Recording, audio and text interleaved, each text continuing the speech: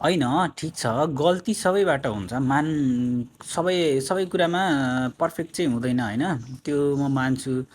अब अहिलेको चाहिँ हाम्रो यो मलाई लाग्छ यो विरोध चाहिँ अलिक बढी नै हो जस्तो लाग्छ। अब हाम्रो प्रधानमन्त्री बोल्नु भएन रे, कपडा लाउनु भएन रे राम्रो।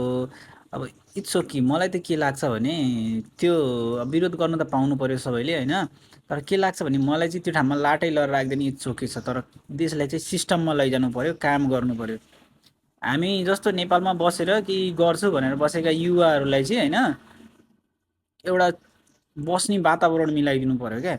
अब त्यसै विरोधको लागि विरोध नगरौँ न हो। यो विरोध गर्ने पनि कस्तो भने चम्चाहरू बढी देखियो क्या, जो पार्टीको नामबाट खाएर बसेर लुटेर बसेकाहरूले चाहिँ अलिक बढी उफ्रिने। किन उफ्रिनु परेको छ र? चुप्प लाएर आफ्नो गरी खाऊ न हो।